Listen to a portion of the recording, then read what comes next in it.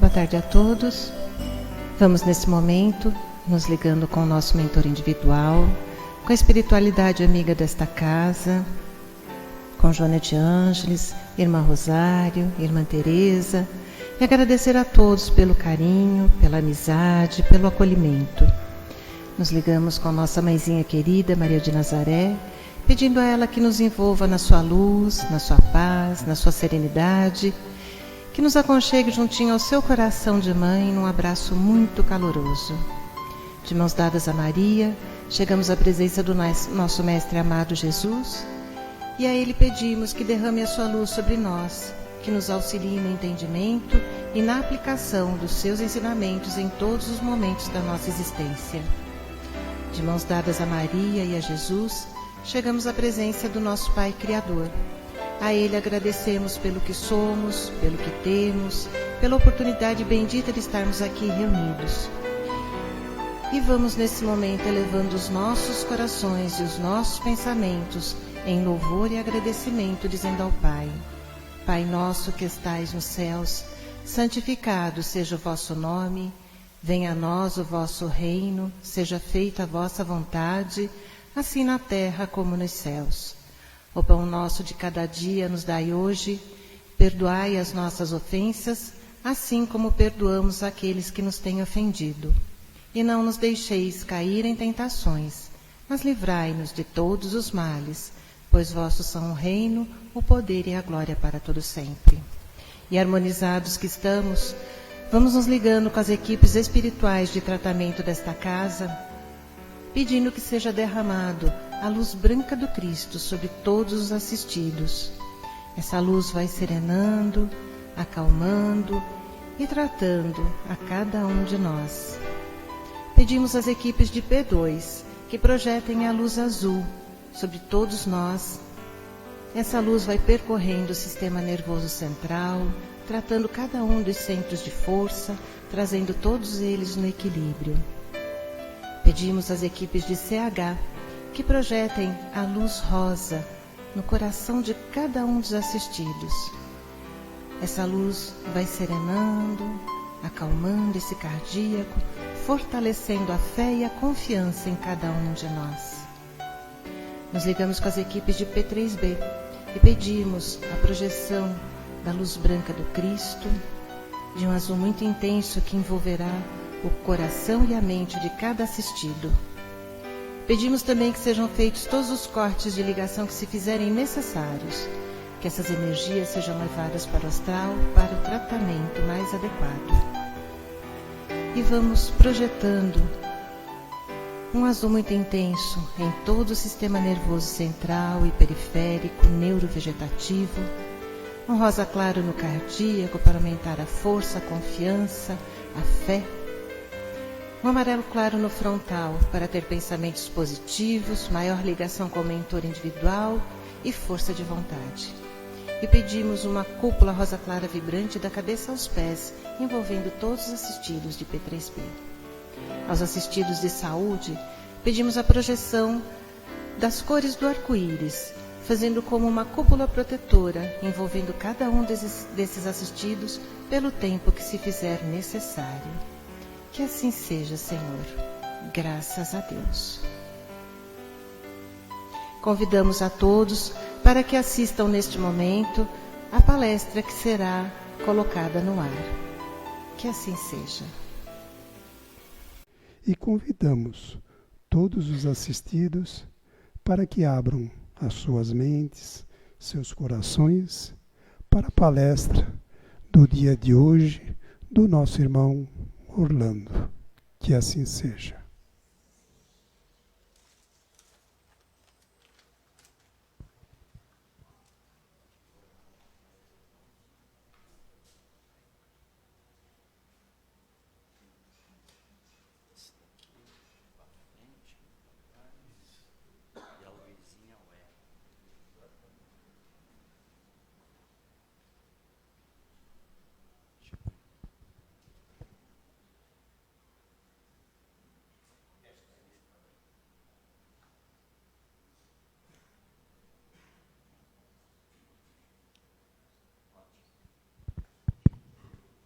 Boa tarde a todos.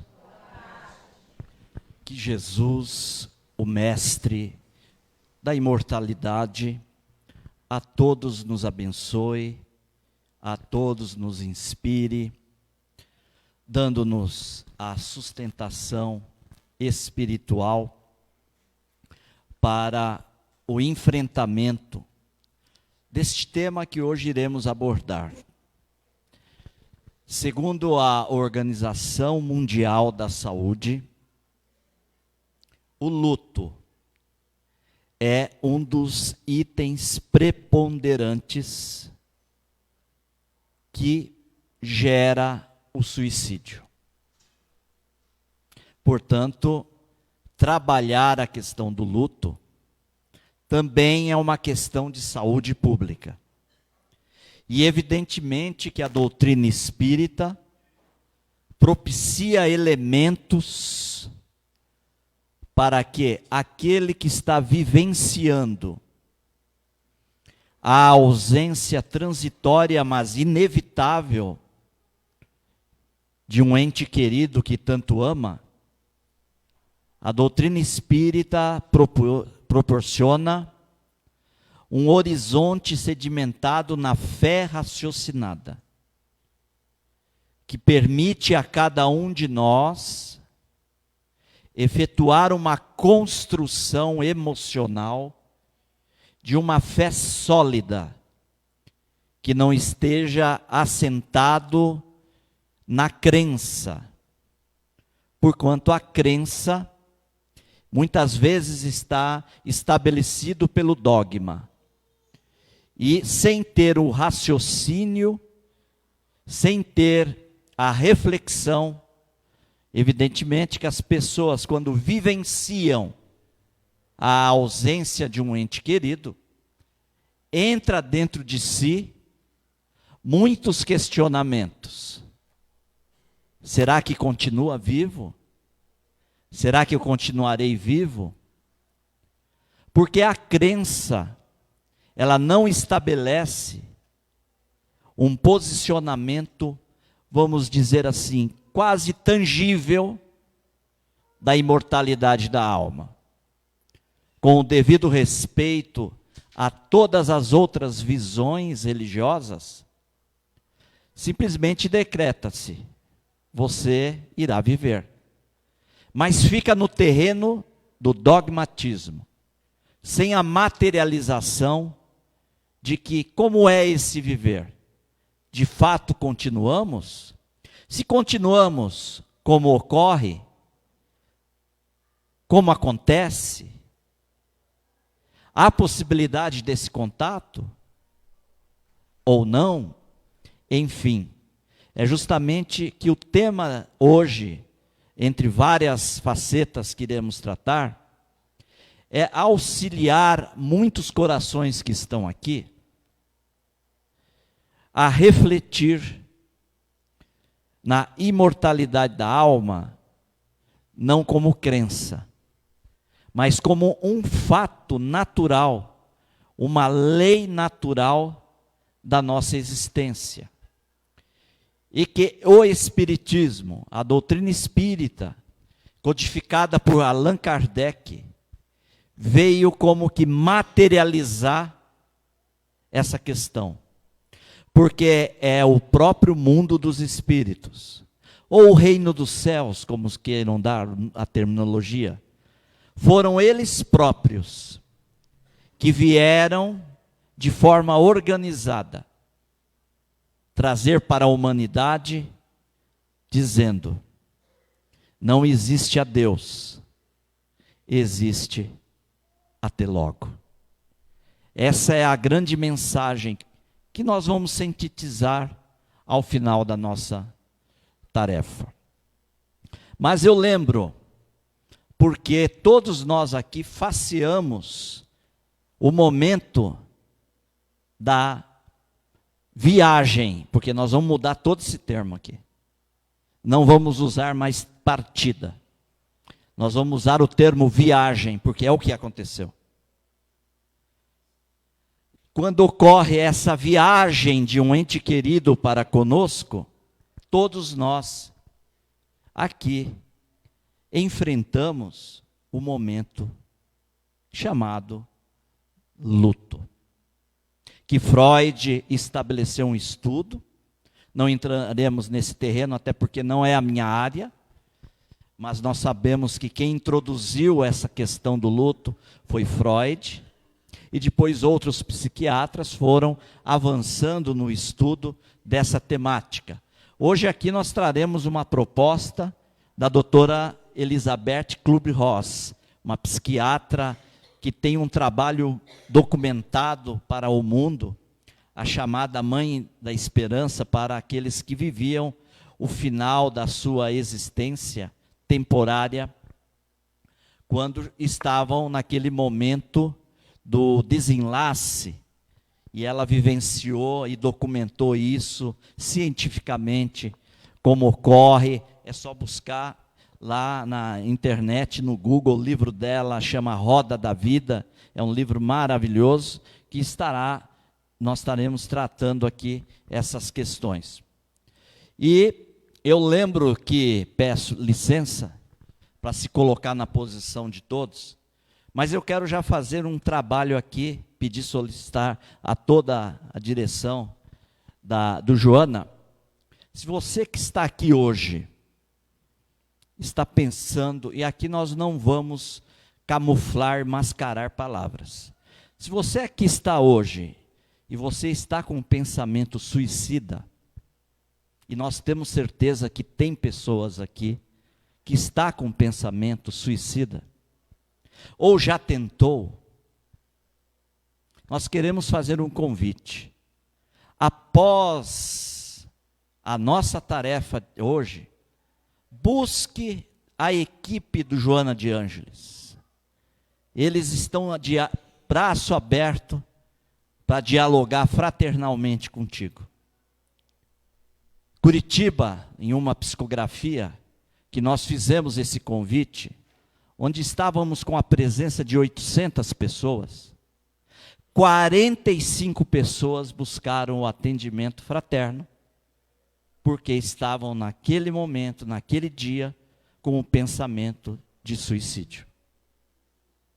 Então, após essa terapia que nós vamos fazer junto, nós te convidamos para que venha abraçar junto conosco, para que você tire essa ideia, porque ninguém morre.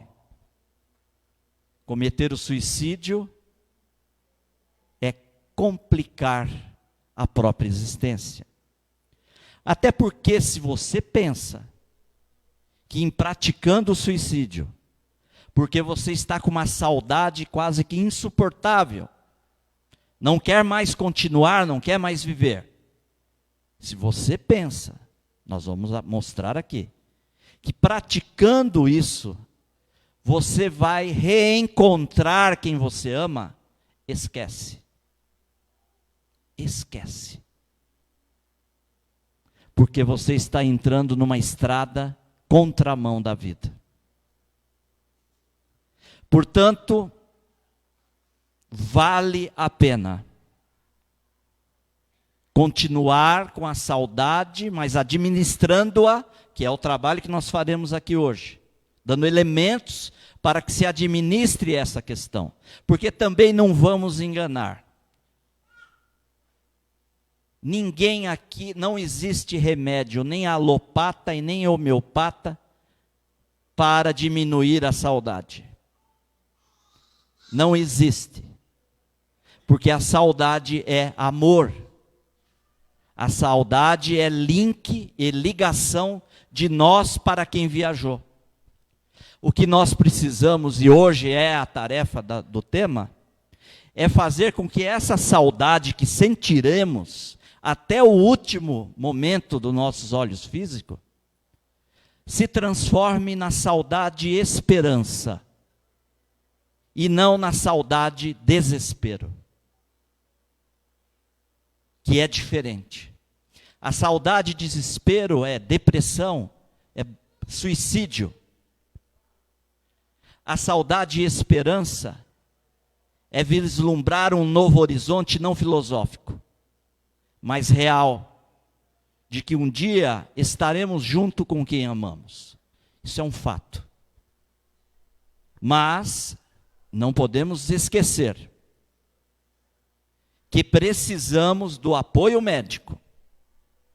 O tratamento espiritual na casa espírita não dispensa o tratamento médico. Carecemos de fazer essas duas linhas de tratamento, porque nós somos corpo somático, biológico. O luto, muitas vezes, irá afetar questões biológicas, e nós carecemos da medicação, do tratamento psicológico, ou do tratamento com a medicação, como sendo um suporte para nós suportarmos também fisicamente. Mas quando nós aliamos ao tratamento espiritual, nós fortalecemos esse conjunto. Espírito, perispírito, que é o corpo espiritual que Paulo de Tarso já falava, e corpo físico. Então precisamos ter em mente essa questão aqui. E eu lembro, determinado dia, era 6 horas da manhã. Eu estava encaminhando para uma panificadora, quando ainda morava aqui em São Paulo, na cidade de Osasco, a qual sou natural. E naquele dia, eu caminhei buscando a panificadora. Era um silêncio absoluto na rua, eu tinha descido o prédio, a movimentação ali ainda era nula. E quando eu fui caminhando, eu escutei um barulho de passos. Alguém estava caminhando atrás de mim. Evidentemente que por uma questão de segurança, eu fiz o gesto que todos fariam, dar uma verificada. Mas eu verifiquei que não havia ninguém caminhando. Mas quando eu retornei, um painel se materializou atrás de mim. Eu vi um coral que cantava. E entre o coral eu pude divisar o meu pai, que já havia retornado à vida espiritual. E ele simplesmente me disse: ficará tudo bem. Eu saí desse transe, entendi que eu poderia estar passando por um processo anímico, porque Kardec nos ensina, principalmente no livro dos Médiuns, que precisamos passar pelo crivo da razão todos os fenômenos que nos ocorrem, porque eles podem estar dentro do animismo ou dos aspectos físicos. Após eliminado essas questões, partimos então para a compreensão do aspecto espiritual. Fui, comprei o pão, o leite, vim para casa, e naquele dia, naquela época ainda não tinha o celular, estava caminhando para o celular, era o BIP, lembra aquele BIP? Principalmente o pessoal da área da saúde trabalhava, os médicos, os enfermeiros, com aquele BIP. E como eu trabalhava na área da saúde, na área de sistemas, dando apoio à área de sistemas, aquele BIP estava lá, mas não tocou nada. Eu fui tranquilo. Quando o carro quebrou, e eu, por 3 horas, liguei para a empresa e tive que resolver a questão do carro. E quando eu cheguei na empresa, que eu passei a sala principal e fui para a área, naquela época já não era mais DPD, Departamento de Processamento de Dados, que é bem antigo. Quem é da época do DPD aqui, olha quanta gente. Aquela época já deu uma melhoradinha, era CPD, Centro de Processamento de Dados. Hoje já é TI, Tecnologia da Informação. Olha como nós vamos, Exatamente. E quando eu adentrei, a minha colega falou assim: teu irmão ligou e pediu para que você ligasse. E quando eu entrei na sala principal, que era o servidor ficava, eu liguei para o meu irmão, e a notícia própria do meu irmão, que é o jeito dele, ele não fica. A mamãe acabou de desencarnar.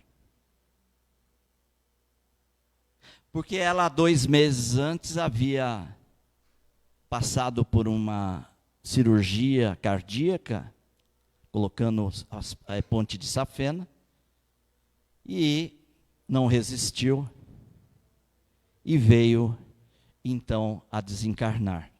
Aí eu pude compreender qual era a mensagem que meu pai já havia, porque naquele horário, era o horário que o meu irmão correu com ela até o INCOR.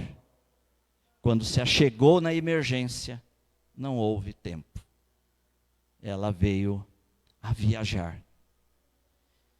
E todos nós sabemos o que representa essa mensagem, esse momento, não é verdade? Quando chega essa notícia, todos os nossos castelos desmoronam. E a gente compreende que não basta só conhecer a doutrina espírita. Porque o conhecimento espírita nos auxilia a não ir para o desespero, mas não nos impede de chorar e sentir a dor daquele momento e até o pós. O que a doutrina espírita nos auxilia, dentro desse entendimento, dessa compreensão, é poder vivenciar e enfrentar o luto com dignidade, com heroísmo por eles. E esse momento, todos nós aqui passamos. E iremos passar de novo. Esse é um fato. A pergunta é: como que estamos aqui para esse novo enfrentamento? Não queremos trazer aqui, que eu já estou vendo, olhos de lágrimas e choro,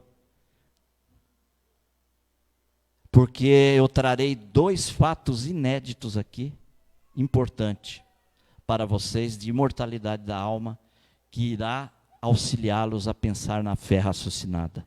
É por isso que Emmanuel, no livro Religião dos Espíritos, irá dizer na sua magistral sabedoria: nenhum sofrimento na terra será talvez comparável ao daquele coração que se debruça sobre outro coração regelado e querido, que o ataúde transporta para o grande silêncio. É o momento mais difícil. E sabe qual é o momento mais difícil?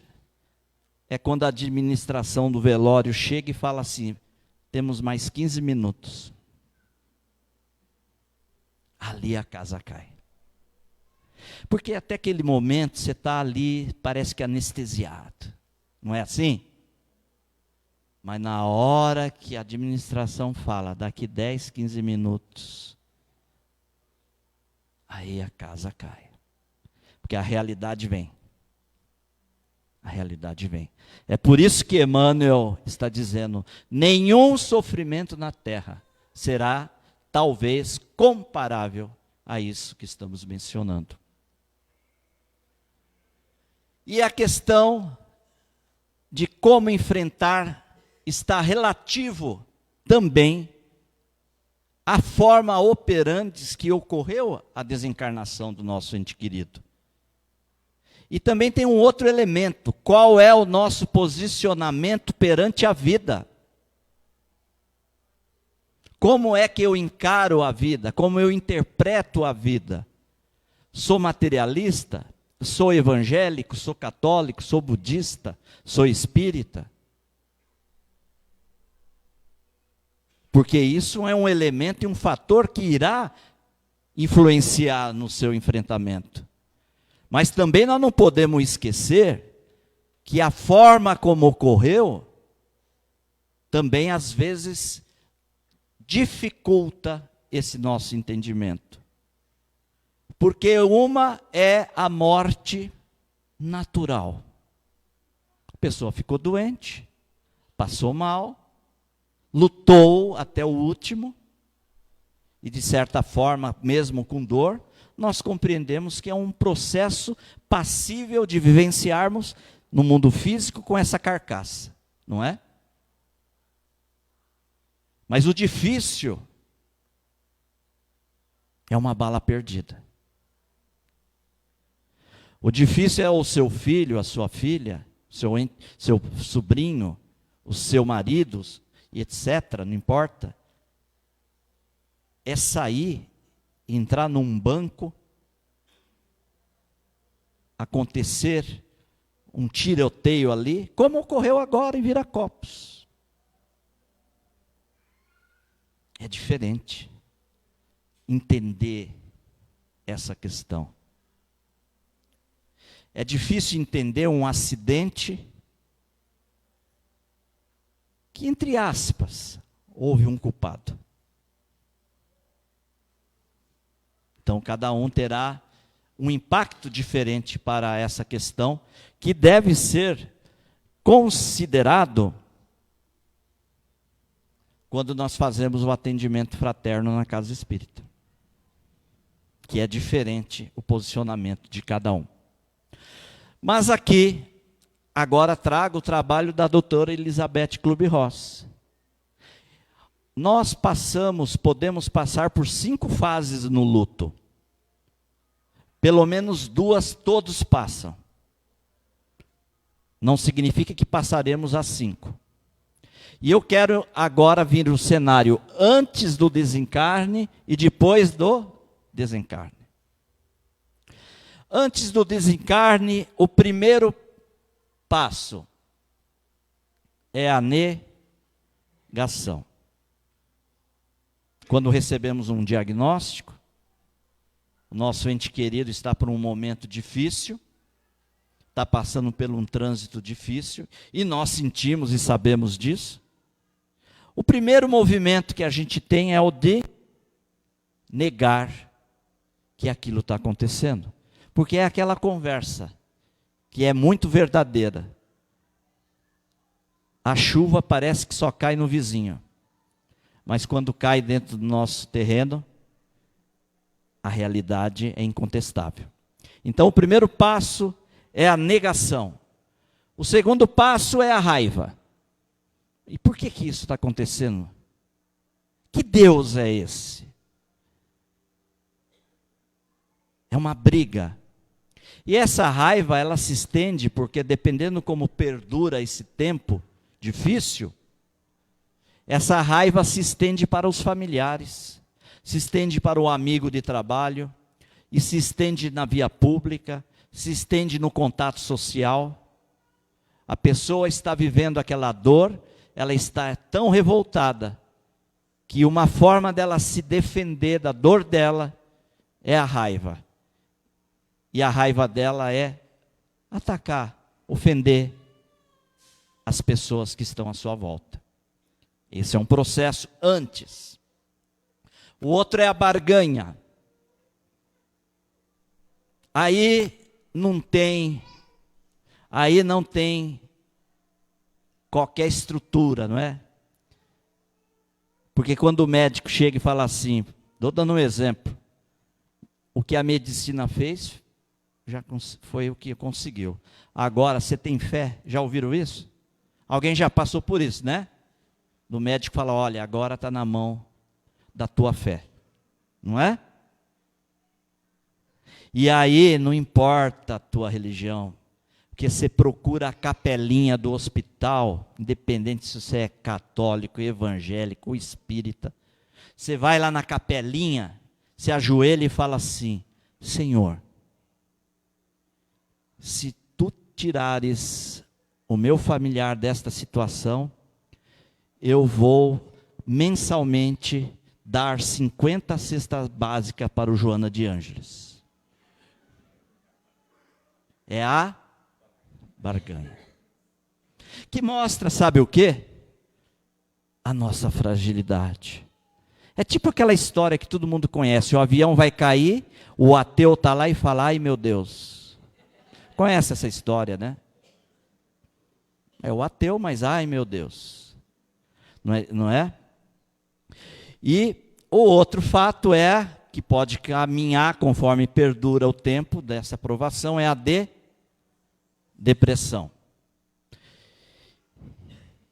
E o que se pretende atingir é a aceitação. E a aceitação é um movimento de fé que se constrói racionalmente, para poder entender o que está acontecendo. Mas, agora o processo é o depois, ocorreu a desencarnação. O primeiro passo é a negação. Aquele caso que eu conheço de uma mãe que contou para mim. O filho desencarnou num acidente de moto. E ela, durante um período, todos os dias, ela manteve a rotina em casa como se ele estivesse. Levantava para acordá-lo no horário certo, abria a porta do quarto e chamava o filho. As roupas, mesmo lavadas, que estavam ali ainda, ela movimentava como se ele tivesse usado e lavava normalmente. Ela sentava para tomar o café e ficava conversando com o filho. Deixava a xícara, cortava o pão para ele, colocava o café e dava tchau. Abria a porta e falava, tchau, filho. Aí o processo ocorria com o almoço, com a janta e com a chegada dele da faculdade. Negação.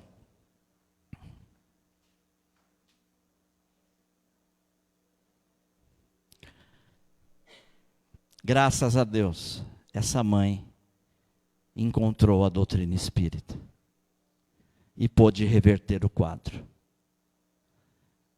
E sair desse processo doentio, mas que devíamos respeitar. Porque quem de nós aqui poderemos dizer que não faríamos o mesmo?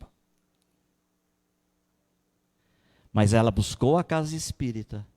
Ela buscou o entendimento da doutrina espírita sobre a questão da morte que não existe. Porque em espiritismo a morte está grávida de vida. Em espiritismo a morte é apenas um processo que desencadeia o nosso encontro com nós mesmos no novo amanhecer. E aí o outro processo é a raiva. Quantos passam, dando um exemplo, tem 3 filhos, um desencarna, e aquele pai ou aquela mãe vive só pelo filho que desencarnou, e passa a desconsiderar os 2 filhos que continuaram. Eu ouvi isso de um senhor dizendo, para mim, já cuidei, já eduquei. Para mim importa é o que está lá. Eu quero saber como que está, quando que eu vou vê-lo, por que isso aconteceu. A pessoa entra num processo de raiva. Barganha não existe mais, não tem como. Mas a depressão é o que maior toma conta destas pessoas. Contou-me o amigo e médium Alaor Borges, de Uberaba, que ele psicografou 4 vezes a carta para uma mãe da filha. A mãe não suportou e cometeu suicídio. Porque não basta só a carta. é preciso o entorno. É preciso muito mais. A carta é um comprimido homeopático, um glóbulo homeopático, que nos dá um respirar para continuar. Sabe por quê? Porque em vez dela compreender na carta a imortalidade da alma, os dados que estavam ali dizendo, minha filha, realmente os fatos estão aqui, ela quis ainda ficar mergulhado na dor. E se procurasse, não importa, não precisava ser o espiritismo, mas se procurasse um terreno de trabalho espiritual, católico, evangélico, Xexonoê, né? Ela iria se tratar e preparar o terreno do espírito dela. Porque as cartas, todas elas que venham por vários medianeiros, elas são glóbulos homeopáticos para te ajudar a respirar. Mas para você continuar respirando, você precisa muito mais. Você precisa entrar no entendimento da doutrina que você quer professar. Por isso que ocorreu essa situação e várias outras situações. E a depressão é isso, a pessoa não quer viver mais. É isso que a gente convive viajando nas psicografias pelo Brasil. As pessoas não querem viver mais. De 130 que atende, 40, 50 entra, você bate o olho e você já vê, não quer viver mais. A pessoa não quer continuar mais. Mas abençoado é a tarefa que a doutrina espírita propicia, fundamentado por Kardec, da imortalidade da alma das cartas, porque auxiliará a pessoa a repensar. Graças a Deus o retorno é muito grande. Os vídeos que estão postados, acreditem, os vídeos que estão no portal salvam vidas. Quantos casos que a gente chega nos eventos fora, a pessoa vem abraçar e fala, não recebi a mensagem ainda, mas um dia eu levantei para me matar, entrei no computador desesperado, sem querer entrou os vídeos das cartas, as leituras, eu fiquei a noite inteira escutando os vídeos e hoje eu estou aqui. Mas precisa de muito mais. E o outro fato é a aceitação.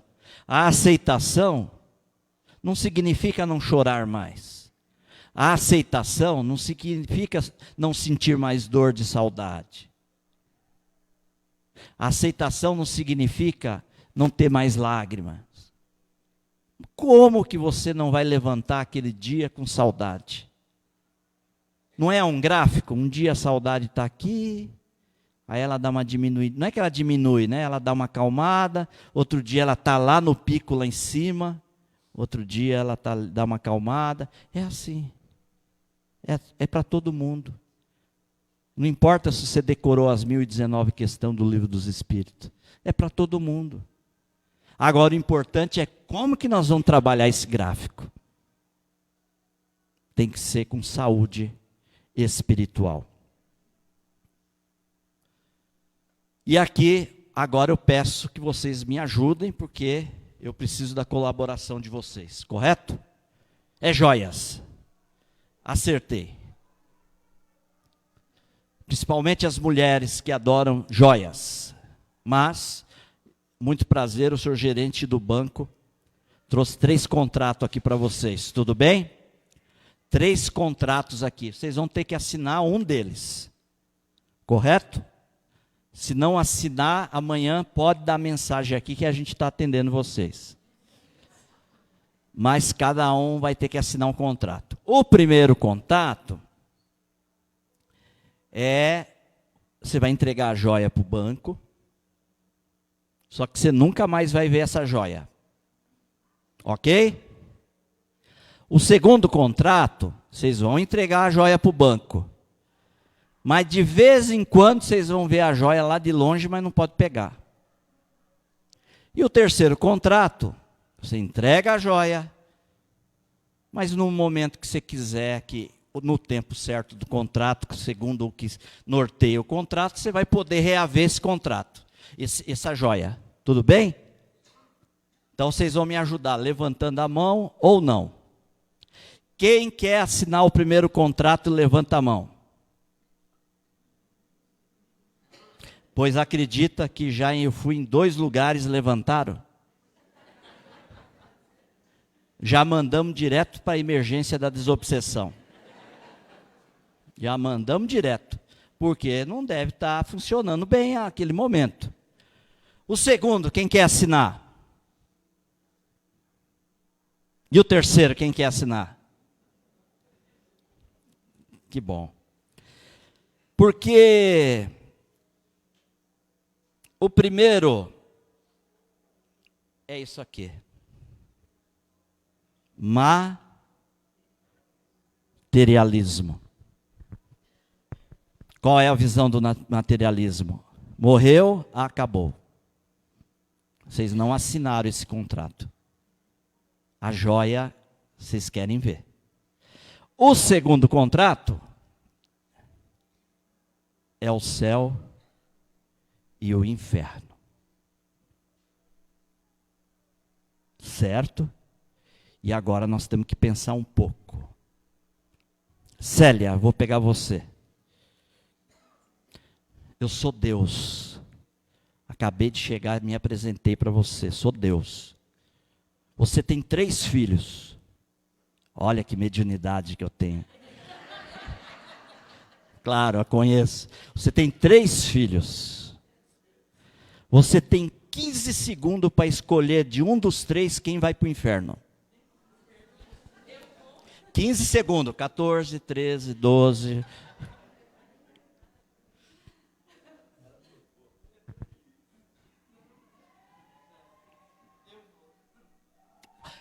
Você vai. Putz. Olha que coisa linda. Ela vai. Eu pergunto para vocês aqui.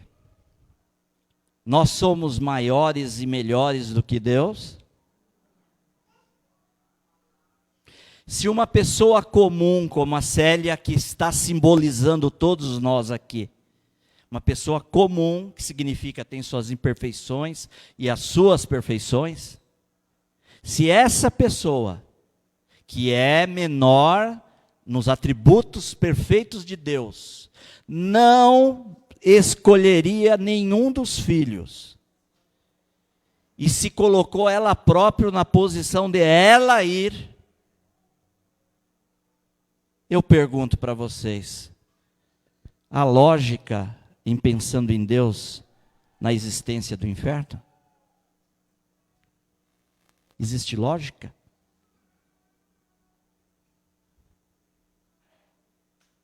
E é o que eu me lembro, aquela senhora em Londrina, acabou uma palestra que nós falamos sobre as cartas familiares de Chico Xavier, e nós estávamos saindo, aquela senhora me tocou.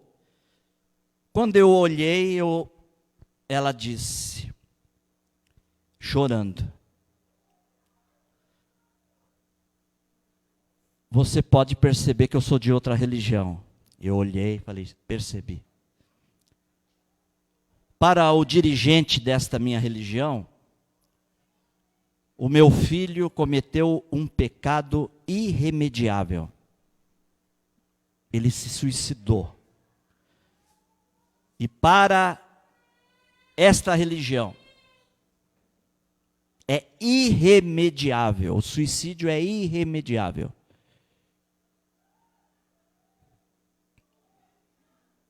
Ou seja, vai ficar no inferno para a eternidade. E ela disse, eu não consigo entender isso. E ela me perguntou, o que o Espiritismo tem para me dizer? Eu falei para ela assim, a senhora conhece a parábola do filho pródigo?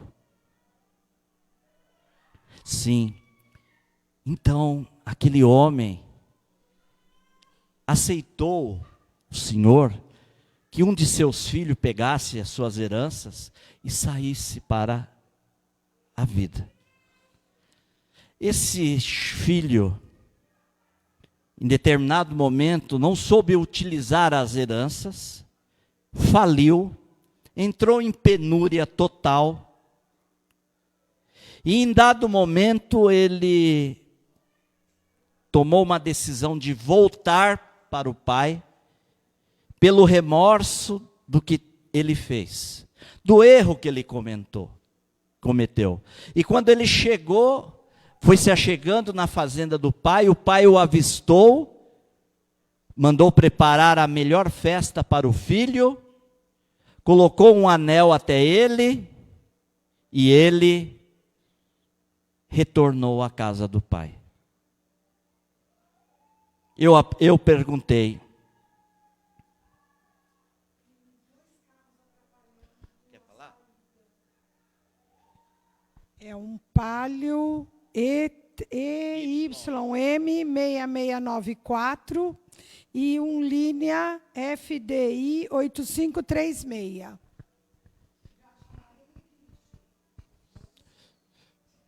Muito bem. A pergunta. No raciocínio eu falei para ela, quem é o pai? Ela falou assim, Deus. Quem que é o filho? Ela falou, o meu filho. A senhora acha que existe inferno? Essa parábola é de Jesus. Essa parábola é do Divino Mestre. Com a parábola do filho pródigo, Jesus derrogou toda esta lei de inferno. Até porque eu conheço pessoas muito queridas que transitaram em outras religiões e me asseguraram que essa foi uma tática da religião para colocar medo nos seus seguidores.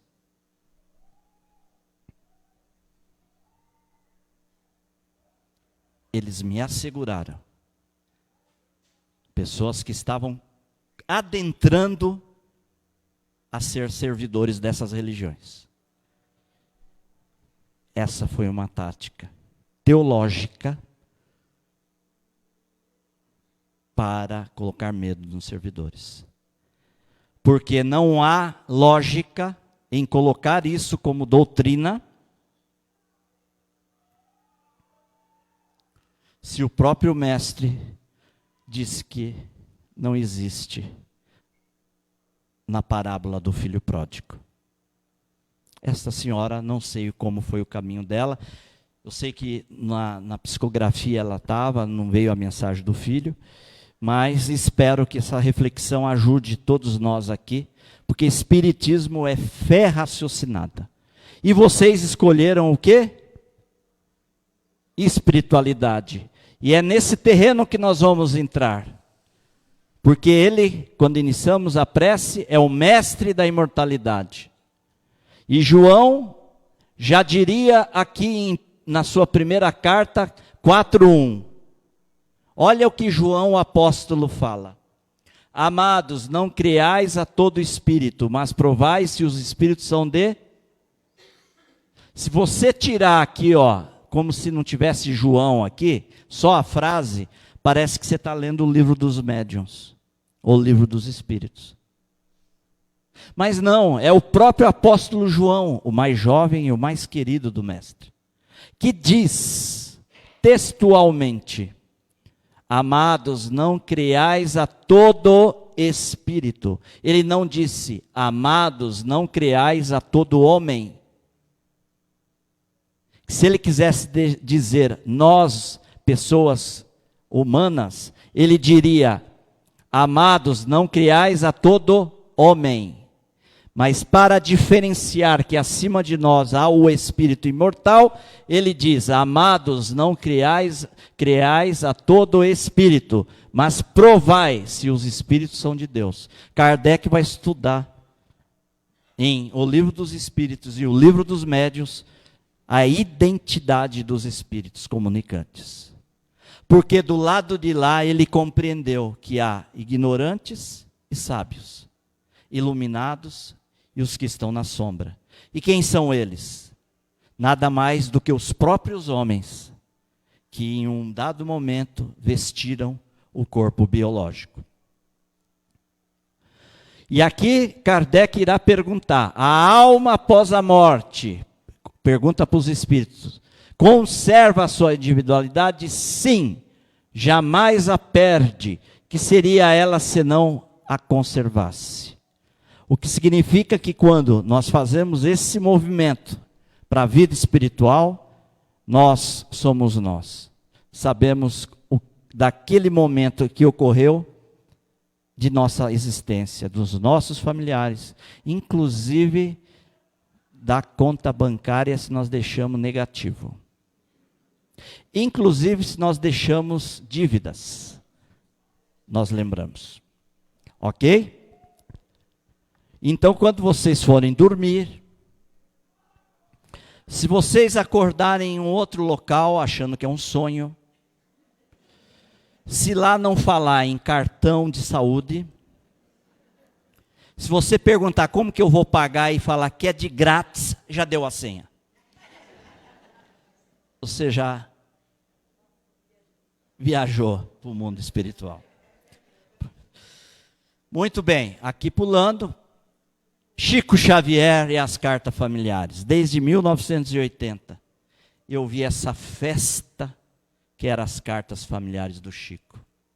E eu quero trazer um negócio aqui para vocês, que é o tema que nós começamos. Você que tem um familiar aí que se suicidou, não se preocupe. Não se preocupe. Não vai lips literis no livro Memórias de um Suicida. Cada caso é um caso. Cada suicídio, a contabilidade divina é marcada pela misericórdia.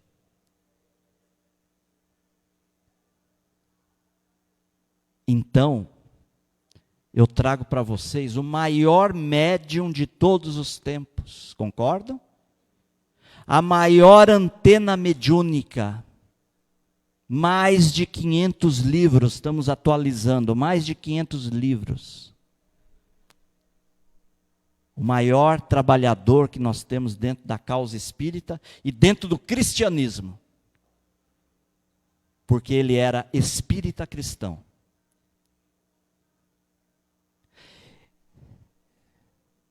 Pôde trazer mais de 130 livros documentados as cartas familiares. Olha que bonito aí. Quem quiser procurar, eu tenho uma palestra no YouTube que é As Crianças no Mundo Espiritual. Eu tenho uma palestra lá, é só procurar. Chama As Crianças no Mundo Espiritual. E aqui eu estou trazendo o caso da grafoscopia, que é a prova da imortalidade, em que nós temos um caso aqui de uma senhora, e Chico psicografou em italiano. Aqui é a carta dela quando encarnada e aqui é a carta dela quando desencarnada. Feito a grafoscopia, que é uma ciência que estuda a gênese através das nossas caligrafias, e tem vários materiais aqui, o detalhe, né, do psicografado do que ela escrevia. Chegou-se à conclusão de que, pela ciência, aquela carta que Chico psicografou realmente é da morta. E a psicografia está em italiano. Mas quero trazer esse caso aqui, que é da Fernanda Luiza Batista. Olha a data.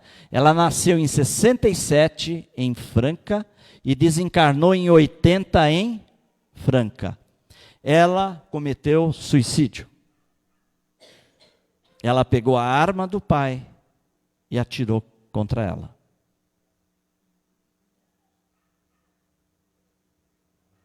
Porque o suicídio, hoje, está se aumentando em todas as faixas. Criança, idoso, não é? Olha que criança linda. Depois, olha, de 6 meses da desencarnação. Não foi um suicídio? Nós estamos falando de quem? Chico Amor Xavier. Depois de 6 meses,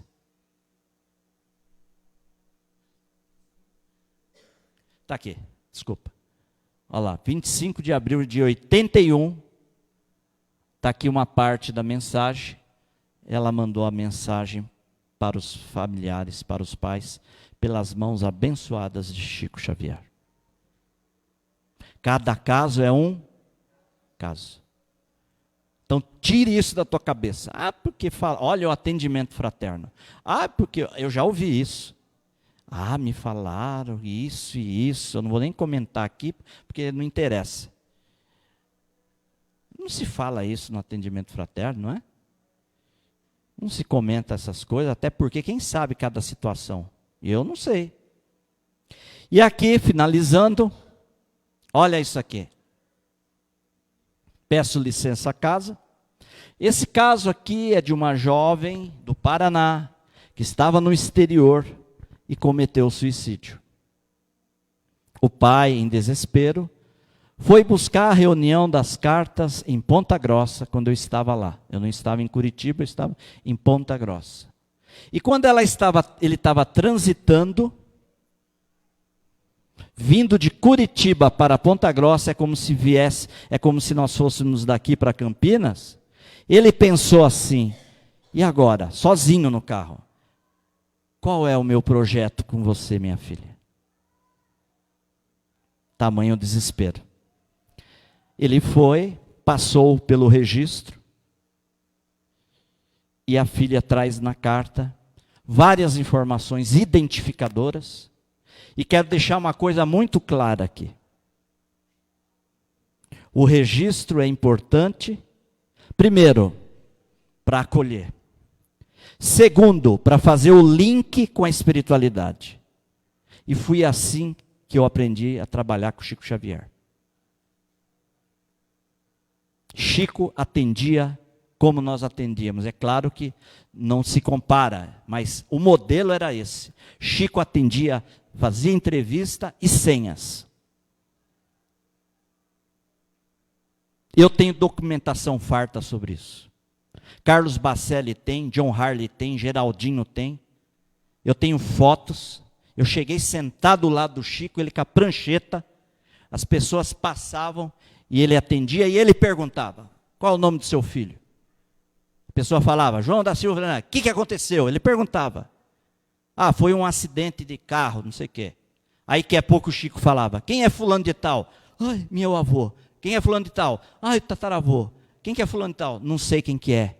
Aí depois a pessoa saía, daqui a pouco corria: Chico, é minha tataravó.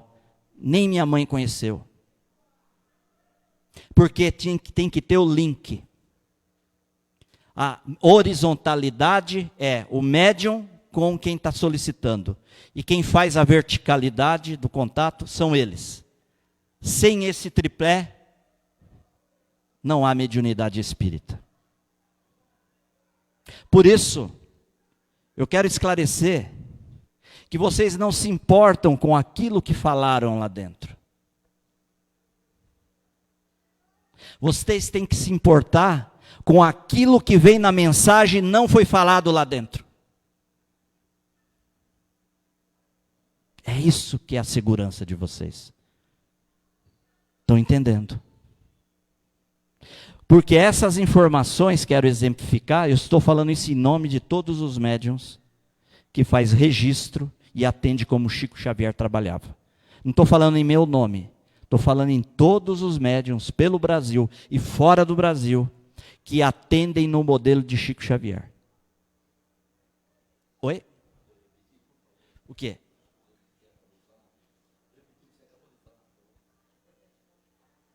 O importante não é o que fala. O importante é o que se vê na mensagem. Até porque, se todos que entram, 130, falam lá dentro, a minha esposa já falou que se eu decorasse tudo, ela ia levar eu para a NASA. Porque entra você, fala X, entra você, fala Y, entra você, fala W, entra você, fala A, entra você, fala B, entendeu? O que você falou mesmo? Não tem como. Certo? Isso eu quero dizer, eu preciso falar no momento que nós estamos vivendo hoje da psicografia. Mas, vamos ao nosso tema. Olha aqui, olhem bem a foto. Eu estou encerrando, é só essa parte. Olha que ela coloca aqui no final da mensagem. Ainda tenho aquela mecha de fogo no cabelo. Ela faz uma orelha, o brinco, e aqui ela faz o dedo como se estivesse cumprimentando. Correto? Agora olhem.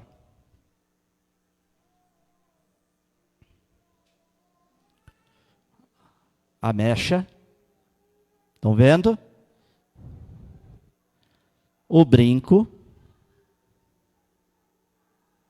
E ela como cumprimentava o pai. E aí?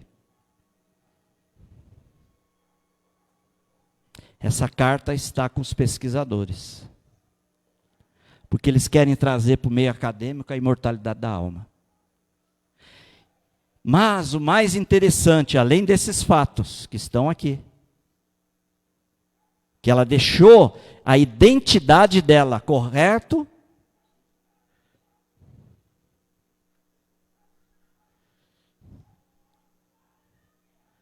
Ela diz assim, eu encerro. Que tal você me ajudar, papai? Lembra daquela pergunta que ele fez no carro? Vai prestando atenção. Que tal a gente formar uma força-tarefa, eu daqui e você daí, para a gente ajudar as pessoas que pensam em suicídio? Ela praticou o quê? Qual é a tarefa dela agora? Ela quer ajudar quem está pensando em fazer. Olha quantas pessoas não estão aguentando a si mesmas, não é, queridos? Quantos aqui não estão se aguentando? A partir de hoje, com a carta, com mais frequência, eu, com a ajuda dos amigos do amor aqui, que são os bons espíritos, caminharemos ao seu lado, Pai, sem que você perceba estes corações que querem se suicidar, que ao avançarem no diálogo, você identificará que estão querendo dar um ponto final. Nessa semana, ele teve um grupo grande de pessoas que procuravam ele quando ele ia conversar, a pessoa que estava querendo se matar. E ela diz aqui, quando você receber esses corações, lembrará de mim que estarei a seu lado. E a emoção é tão grande, que pelo menos 3 reuniões seguidas pelo Brasil, onde fizemos a psicografia, ela acolheu espíritos que se suicidaram e se identificavam na carta, recebendo o auxílio dela. Aceite este projeto comigo. Lembra da pergunta que ele fez dentro do carro? E me mande um messenger dizendo ok com a mãozinha de ok. Esse pai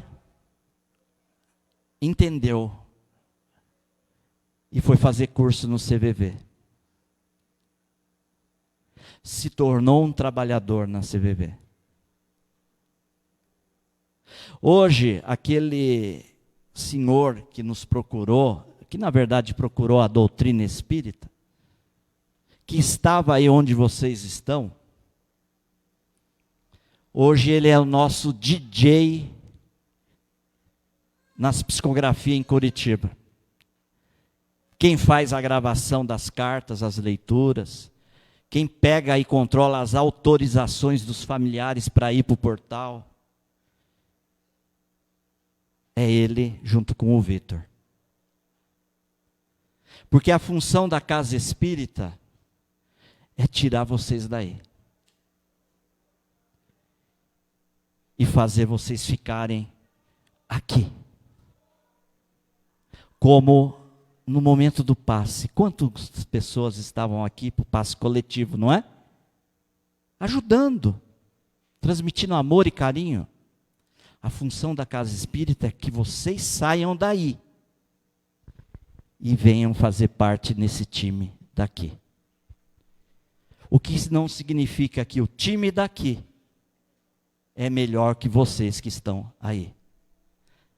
A única diferença é que eles mudaram proposta de vida. E preferiram falar assim para o sofá. Tchau. Preferiram falar para os comprimidos que a gente fica pensando em tchau. Preferiram estar aqui, trabalhando. Porque reconheceram que não existe a Deus. E existe até logo. E um dia nós iremos abraçar todos os nossos amores. Soframos aqui com paciência. Você não está impedido de chorar, não. Mas se você chorar, tenha humildade, grita, liga para um amigo, bate aqui no Joana. Tenha humildade, olha, hoje eu estou com o pensamento daquele jeito. Alguém vai te acolher, vai te acalmar, aquele pensamento vai embora e você vai continuar. Eu pergunto para vocês que estão no sofá e não querem caminhar mais. É esse presente que você está dando para quem te ama do outro lado? Faz uma pergunta para você. Hoje, se teu ente querido viesse te visitar,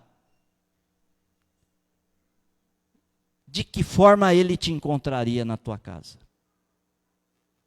Qual é o tipo de recepção que você faria para ele? Ele entraria no teu quarto e ficaria a noite inteira e vendo você o dia inteiro na cama e não levantando? Ou ele viria você lá, lavando a louça, indo para o teu trabalho?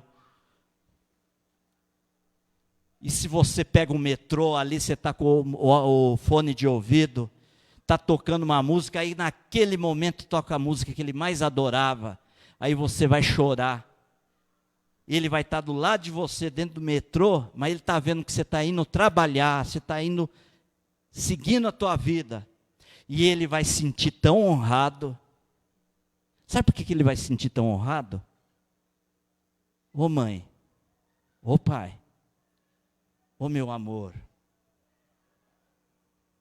você está sentindo minha falta aí vendo a nossa música? Ai, que bom, deixa eu te abraçar. Tenha paciência. Um dia nós vamos estar juntos. Que o Mestre da imortalidade nos abençoe. E se você ainda está com esse pensamento, não precisa, não é para levantar a mão, não é isso. Ninguém vai expor ninguém aqui, não. Com jeitinho, chega num trabalhador que está com o crachá e fala assim: eu estou precisando conversar com você. E eles vão entender. Te levará para uma sala aqui e vocês vão conversar. E você vai sair daqui mais fortalecido e sem esses pensamentos que devem, a partir de hoje, acabar. A prece. Posso fazer? Já que... Tá bom. Gente, eu sei que eu vou desencarnar. Ainda bem que o Arlindo não está aí, porque senão é eu que vou dar mensagem amanhã. Mas me perdoe o horário. Nós passamos 10 minutinhos ou 15? 15 minutinhos. Me perdoe, por favor. Muito bom. Vamos fazer uma prece, então. Eu convido vocês a essa prece singela.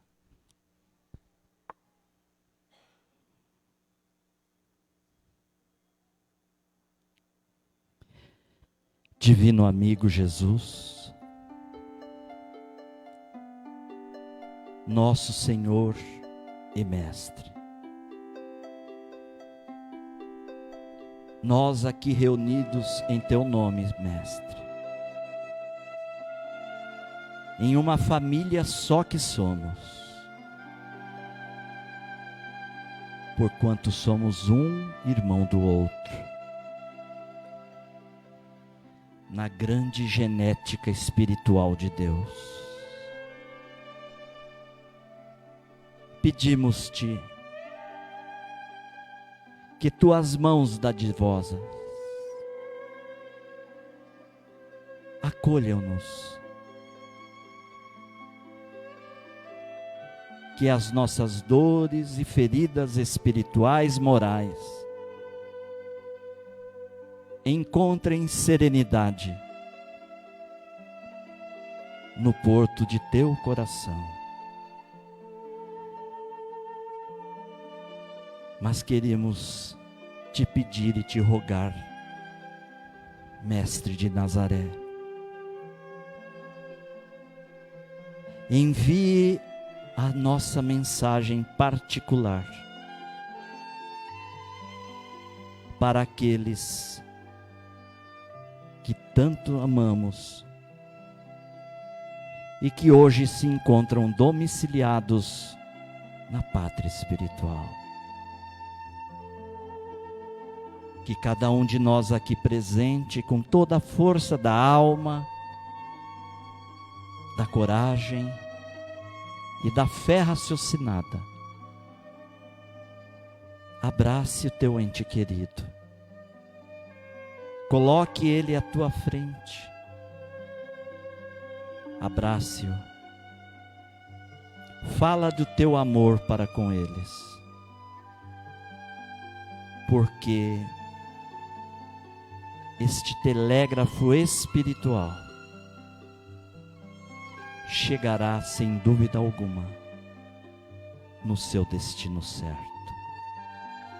Retornemos em paz até os nossos lares, que Deus nos proteja até chegar ao nosso local de destino por agora, mas principalmente protegendo os nossos familiares que ali ficaram.